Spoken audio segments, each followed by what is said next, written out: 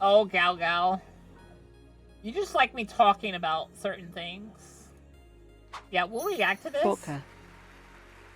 But you're gonna hate how I dismantled.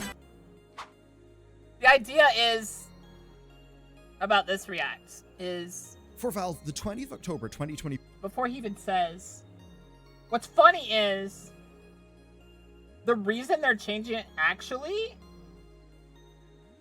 is because the way they had their arbitration thing set up, it was like a free payday for lawyers. And people were a lot of lawyers were taking advantage of that. They all they scheduled tons and tons of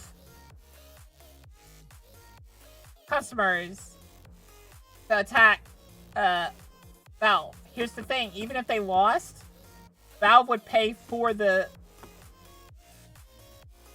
all of your legal expenses. Even if they won, they would pay for yours as well. Because they wanted to make it easy for you to be able to sue them if you felt you were wronged. But lawyers and disgruntled customers were like, you, and wanted to take advantage of that. And so Valve made it where, okay, fine. Was not just any old day in court. That's because U.S. District Judge John H. Chun on that day dismisses an appeal from Valve. It's an appeal, though, that impacts not just a single case. No, it impacts up to tens of thousands of cases in a situation. But yeah, like I said, these tens of thousands of cases were frivolous at best. But Valve knew that. And it was obvious, because they all suddenly started at the same time. That for Valve could get extremely expensive. The upshot of this is that just 1 month later, Valve updated the Steam subscriber agreement for everyone outside of the UK, EU, Australia, New Zealand, and Quebec. And that means that yes, it hits almost all of North America, which is their highest value per customer market. Now, the Steam subscriber Since agreement it's the is session important. and to get in the sanguinale of I, how about instead of gaming drama, what about a bestest boy gab or something from what Ban suggested, isn't That's it? what that does. You agree that you are licensing access to games through an account that... You have to talk to Gal Gal about this, since I'm turning this off. You have to explain to Gal Gal while I stopped reacting to this. Because Gal Gal posted this today.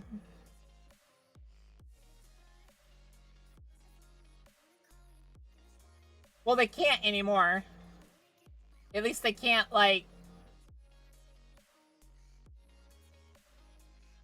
yeah. Take it back? No, never. I've already watched the Scavin thing, Bine.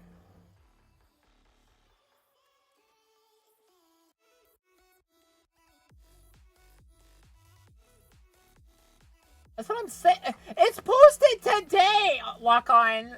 Is provided by Valve, and this change resulted in loads of you watching today's video getting a pop-up announcing the new terms. Now, on face value, there are massive wins here for the consumer. There's no more forced arbitration clause, which is amazing. There's no waiving of your right to join a class action lawsuit. Those are By the way, YouTube, the reason why you can see my thighs is because someone won that. Mary Thymus. Really good changes, but they're actually not the full story.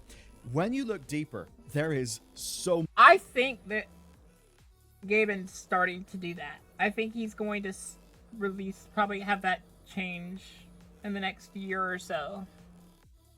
The only reason they don't have it is because a lot of companies are against it. But I'm thinking he's going to put his foot down. Oh, that reminds me, isn't time up for that by now? Nah, they can have some more thymus, sorry. You can have all the thighs you want, guys.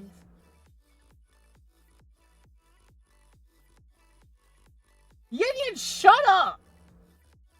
First of all.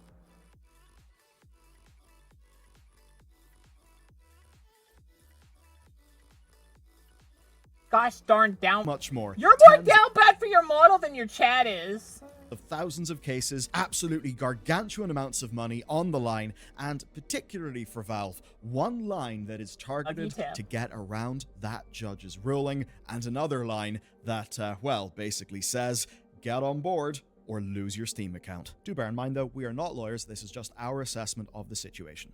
First, I've got to cover facts about the Steam subscriber. By the way, this video right here, Gaben went out of his way to personally deliver the first, like, what was it, like 1,000 Steam Decks personally. And he gave away some. He gave away like half of the stock.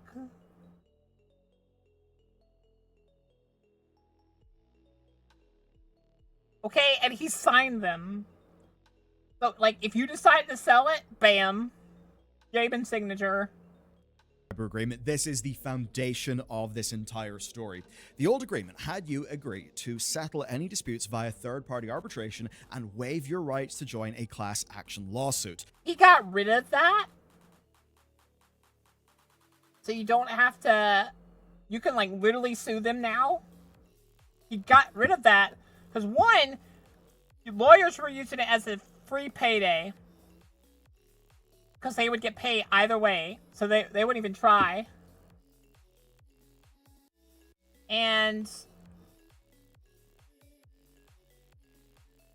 they just set their price up ludicrously high. In actuality, they only took half and they gave it, like, they took like 70% and they'd give the rest to their employer. It was literally free money for them. But now there is no arbitration. You can just directly sue them if you want. Those things have been removed along with some cost and fee shifting provisions. Now, arbitration is something that big companies do because by well, yeah, that's the other thing. A lot of people are finally starting to understand that actual ownership is important. Nvidia's being sued. Mostly because they were lying scumbags. I knew they sold more than they claimed to crypto mining. That was a complete lie on their part. I knew it. Oh, their AI chips are getting sued too.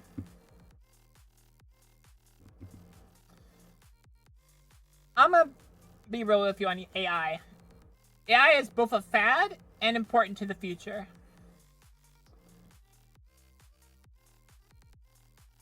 Also, here's my hard stance on AI. You can clip it if you want. AI has no right being in the creative part of art. No right. It should be banned from art. Games and everything. Why should it be banned? Like, why such a hard stance, Boka? Because it takes away more jobs than it adds, one. And two, it takes away more than Clip it and ship it. It takes away the heart of what art is. It's literally destroying millions of jobs, millions of people's lives, and adding very little to the art side of things. I don't think voice acting, like actual art or digital art, should clearly state it has AI in it. And I don't think it should be allowed to be sold.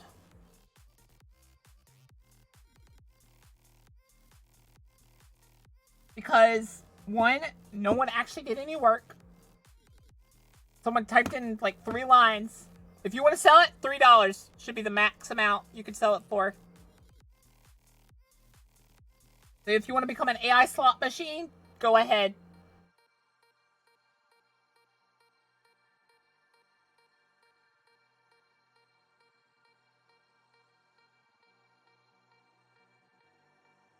I don't think we should be giving anyone that uses AI in their art the time of day. Like, does it add something to the genre? Yes. But it takes away more than it adds. And I think we need to take a hard stance on it. Because If we don't, we risk losing what makes art art.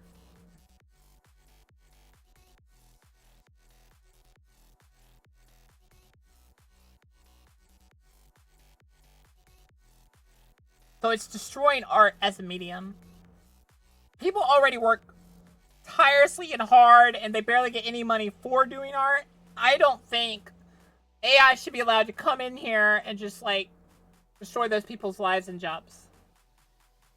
Default, it's to their advantage. And the TLDR is that rather than have a long back and forth with a court and appeals processes and all of that stuff that can take years. Here's to tell you, like, what you're in for. Look at the new Modern Warfare game, the Black Ops or whatever. It is slop now. It was supposed to be the best game of this year for shooters. It is slop because they have fired most of their art staff and replaced it with AI. You buying it, you playing it allows this. So do you want slop or do you want good product? Your decision. What you pick will be your fault. Both sides instead agree to pay for a neutral third party, often that'll be a retired judge, to look at the case, and then both sides agree that they'll just go along with whatever that arbitrator suggests. And the idea here is that it's faster, it can be a bit cheaper, but most importantly, the company gets to solve this via arbitration instead of an open court. Because if it happens in an open court or in any way that could create legal precedent, that's obviously bad for the company. They don't want to have documents being examined by the public, and if a decision goes against their core business, that could bite them in the arse later.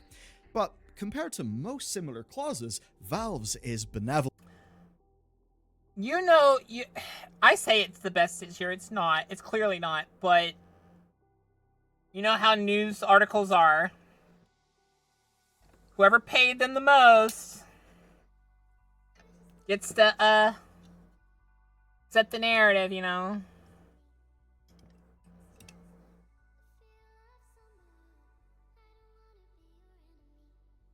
And we gotta be nice or we won't get review copies.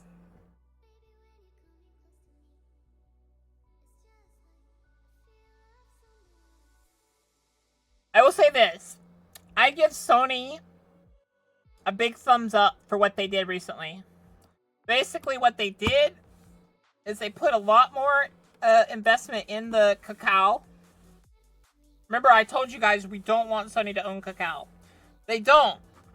They agreed to only own... They agreed to increase their shares enough to where they can't be bought out. That is... They only went to that point. I think they knew that if they had bought cacao, they'd ruin it. They enjoy the partnership they have with cacao. And they know... I think there's enough people at the very tippy top that are smart enough to know if they own it, the lower half of their company will ruin it. Or at least, not the lower half, but like the rest of the uppers will ruin it. So they were just like, on a whole, we don't want to own it. Would it make us money? Probably, yes. But in the long run, we'd rather keep getting money from this partnership than have it enter the, like, our company and then, like, other people have...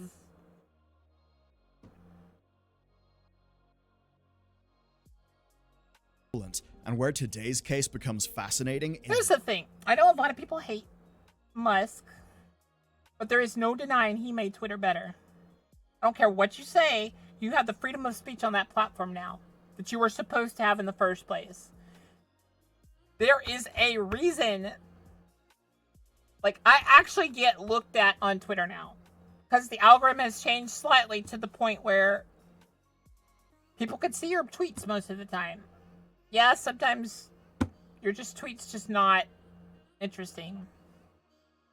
But it's at least fair. You're not banned because you said something, oh my gosh, that's so controversial. Is that what you want about him, though?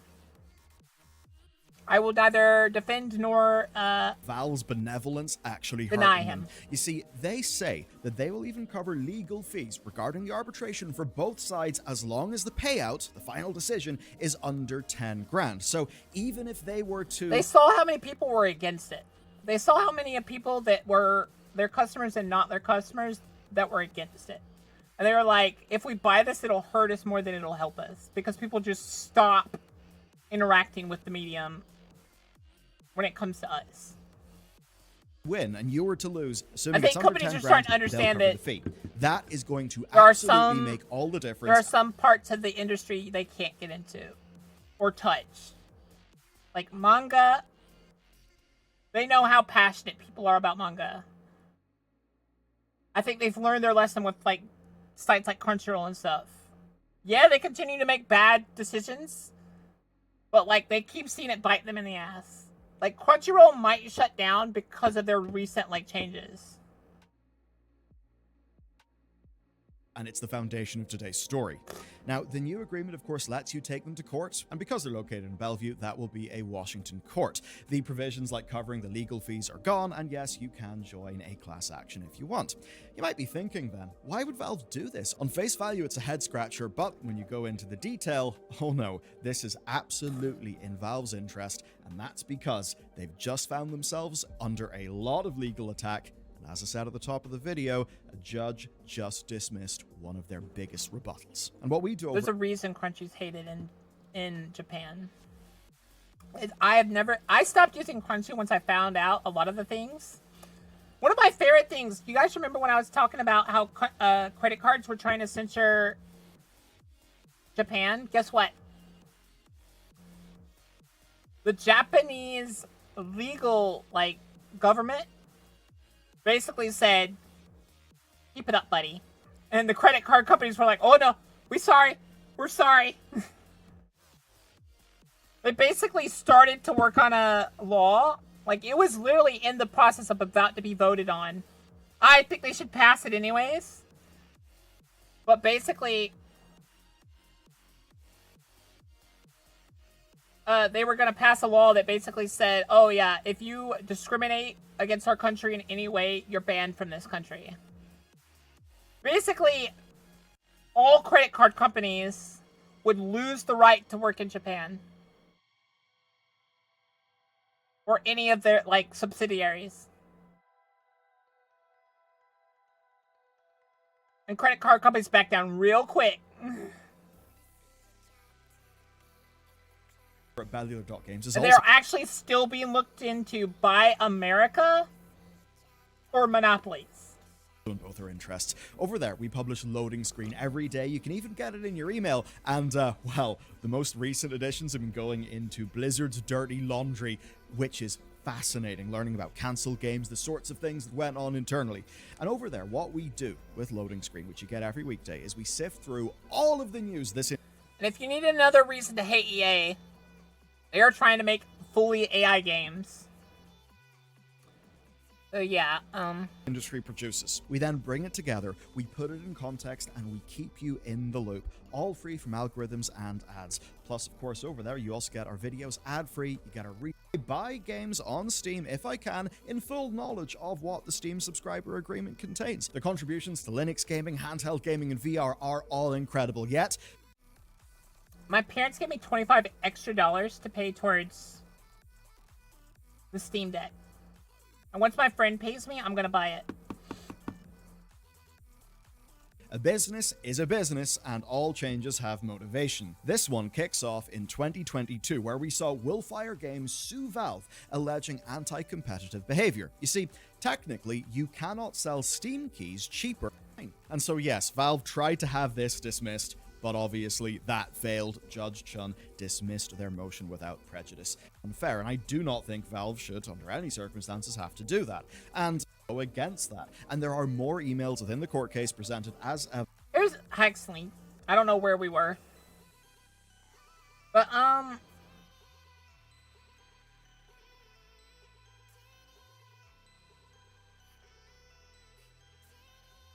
well, here's the thing.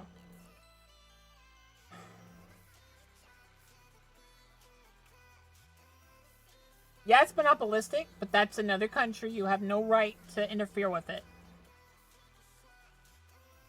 But I'll say this. Besides Nintendo, ironically, most of the companies in Japan are at least not predatory to their own customers. Evidence that back up the argument as that far it's as I not know. just the Steam keys. That then reinforces the anti-competition argument that essentially says that Valve is leveraging its dominant position in the market to reduce competition. It's because of the cultural barrier. They don't understand certain things.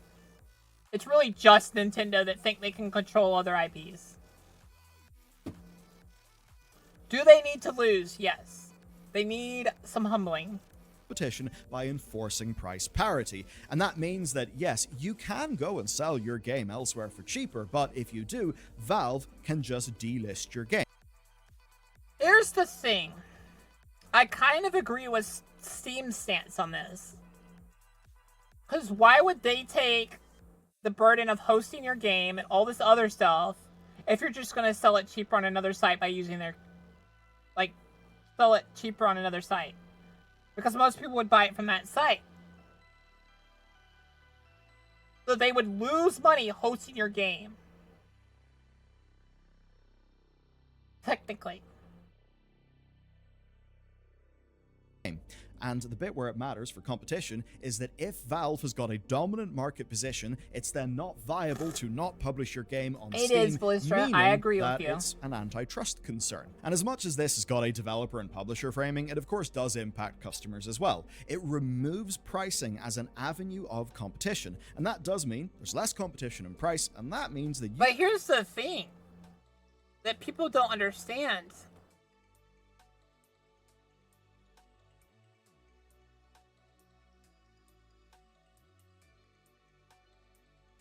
You can put the game on sale on Steam as well. Like, the person that sells the game has 100% control of their game on Steam. The ball is in their court. So why would you sell it cheaper other places? In my opinion, at least. Because if you're selling it low enough that, I feel like maybe, smaller games get the option of selling it cheaper. But I feel like they should agree that, it has to be a certain number of games sold on their platform before they can sell it cheaper at other platforms. You will pay more money for games. Because when games are on sale, they've got to be synchronized with Steam. And any other times where you see discounts, as an example on Green Man Games... Like I said, Bellular, in terms of Nintendo, it's a cultural divide. They don't understand, fair use and stuff. At least, that was it in the beginning. I don't know why they still do it. I feel like someone had to have, explained it to them in more detail. But maybe not. Because of how Japan companies work, maybe not. Gaming, well, those are essentially workarounds using things like store credit. So you can see that at the very least there is an anti-competition argument that can be made. Now here's where things get spicy for Valve today. Here's why I'm okay with Steam being a monopoly. Gabe. Whoever replaces Gabe, you gotta realize, you go against what Gabe was about, you destroy that company. The reason Steam is so big and so good is because of Gabe. People respect and trust that Steam because Gabe has gone on record saying he'll make the games yours and stuff like that. He's a gamer. People trust him because of that. That case is not over, but it's a case that did happen in public court. Anyone can read the documents, and of course, if they think there's a monopoly, then all customers are hurt. And that means that any enterprising law firm could start a class action lawsuit. But of course, a class action suit needs people, and looking at the old Steam subscriber agreement, well, those customers agreed to waive their right to join a class action suit. This is something that Valve have actually had confirmed in court. But The thing is, this is a story about video games, and as gamers, we all know about creative use of game mechanics. Remember the subscriber agreement. Forced arbitration only, but Valve will cover all legal costs for cases with a final decision under 10 grand. That means that our go-getting law firms simply realize that while they can't do a class action lawsuit, or at least they don't think they can, what they can do is launch thousands of arbitration cases. And even better, it's thousands of technically individual cases, and that means they would all be resulting in decisions under 10 grand. And so with that, Mason LLP and Zyger LLC enter the picture. Mason say that they are bringing tens of thousands of cases. Zyger say that they're bringing up to 70. Zyger and Mason gotta be the two stupidest law firms I've ever heard of. They have to be. Like, how desperate can you look? So you're like, oh, we're going to do all these, so even if we lose, we get money. And then we can say, we've won lots of cases. No. No. 5,000 arbitration cases against Valve. And of course, the Steam subscriber agreement says that Valve pays the fees either way. That means that providing the firms are, invoicing their time at a profit, which they will be, well, they think they don't have any risk. They're going to win. Valve was obviously not pleased about this. Valve argued that this is actually targeted extortion. And I think anybody can see their point of view. It's obviously not what the subscriber agreement had in mind. But think about it. If Valve were found to be breaking antitrust, that would actually impact all of their customers. They tried to get user info. There's no reason they would need that. As a judge who... Whatever judge allowed that through needs to be stripped of their right to be a judge. And the reason why those customers cannot bring a class action lawsuit is because of Valve's own subscriber agreement that those customers had to sign. And so yes, Valve tried to have this dismissed, but obviously that failed. Judge Chun dismissed their motion. Judge Chun should be systematically disbarred. Without prejudice. And that... Because, it's clear that it's not... It's very clear what's going on. Is where chaos enters today's picture. That's because something else went down August 2024. 4 individuals decided to test a demand... That's a lie. I bet you 100% they were just going to sell that info. And made in the Willfire trial to see if an arbitrator would decide that Valve's arbitration clause in the old agreement is even enforceable. And it turns out the arbitrator said it's not enforceable. And that means that our law firms could actually go for a class action suit, or they could try to continue as they are. But if they do try to do that, oh boy, Valve have got a response. And their response is... I love Valve's response. I've seen this. Their response is basically, all right, you've activated the My Track card. If you continue this, each of the people that own those Steam accounts will lose their Steam accounts. Yeah, we'll pay you for the games and everything, sure. Well, we'll pay you, you'll get the win and stuff, but you will lose your Steam account, and you will lose access to Steam. To go straight for the Steam library. Remember that to access Steam, you must sign the Steam subscriber agreement. That is why millions of users recently got a pop-up on Steam that was alerting them to the new deal terms. But those terms don't just apply from now onward, they actually apply retroactively. Here is the line that makes it crystal clear. You and Valve agree that all disputes and claims between you and Valve, including any dispute or claim that arose before the existence of this or any prior agreement, shall be commenced and maintained exclusively in any state or federal court located in King County, Washington. Yeah, it applies retroactively, and that means the high-level assessment here is that if somebody is in the Zyger or Mason cases and they want to stay in the case, they need to delete their Steam account. And that might seem extreme to you, but that is actually the upshot. That is what happens if you decline the Steam subscriber agreement. And the Steam subscriber agreement makes this clear. Here's a line from the most recent version of it.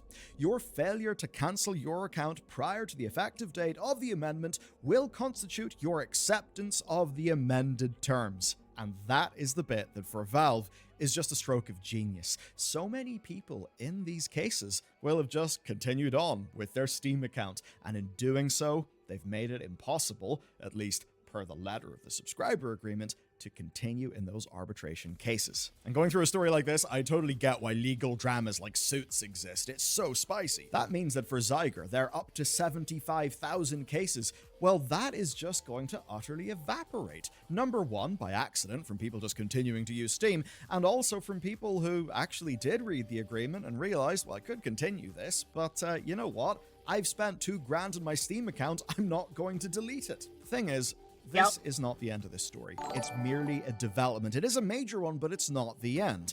The agreement lets people take a class action lawsuit. That is a distinct possibility, and it is one that is well incentivized. Remember that while they're always framed as standing up for the little guy, class action lawsuits make law firms absolutely ungodly quantities of money. Yeah, this was a hell of a story, and for another amazing... And what's funny is, I doubt, unless, like, whilst Gaben's still the leader, they will never get class action lawsuit by an actual customer. EA sued them because they didn't like what they were doing. Also, by the way, realize that EA is, and a few other bad companies are mad that Steam won't take down the active player count because they don't like people knowing their games failed.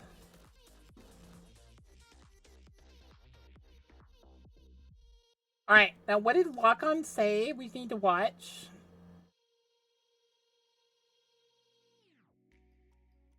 I need to stop deleting these videos. From now on, I'm not going to delete these videos. I'm going to, like, put a heart or something next to them if I've reacted to them.